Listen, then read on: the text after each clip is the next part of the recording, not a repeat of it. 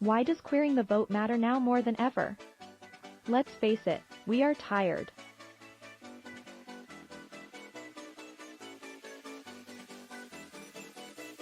The exhaustion is about more than just receiving messages about how our votes matter despite the overwhelming and seemingly insurmountable tactics to suppress our votes and destroy an equitable system of elections.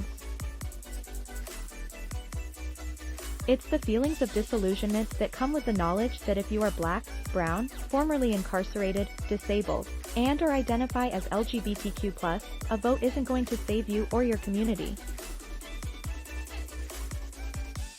That if you are undocumented, you don't have access to the vote.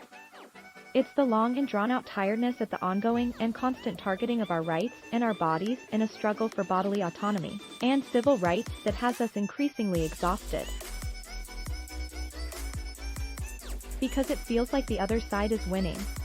So what can we do, especially if voting is only part of the answer?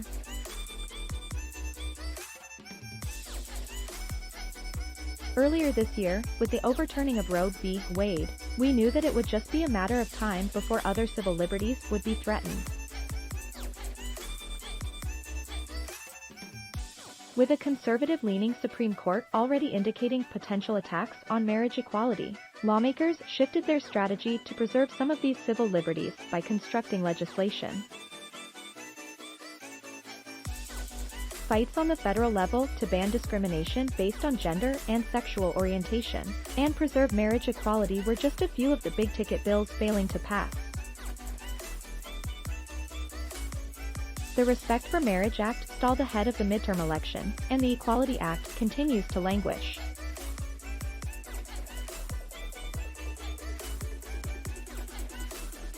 The rise of anti-LGBTQ+ words and actions has only increased in states such as Texas, West Virginia, Ohio, and of course Florida, where legislation known as Don't Say Gay restricts the teaching LGBTQ+ history and inclusive conversations about sexuality.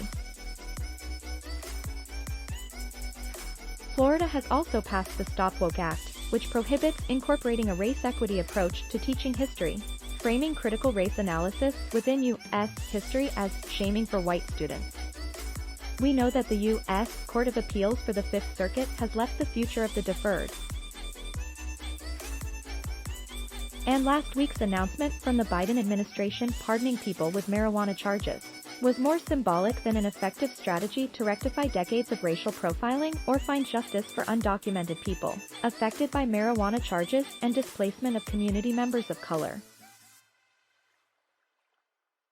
It is state law that really impacts marijuana charges, not federal. Let's take a moment to consider Florida and its landscape as a microcosm of the macrocosm for our political future. The recent impact of Hurricane Ian further highlights infrastructure issues within the state that put the poor and communities of color at risk, oftentimes zoning them within flood area and not investing in the proper infrastructure to protect them. After Hurricane Katrina, city planners and governments elsewhere finally started to pay attention to the impact of global climate changes on development.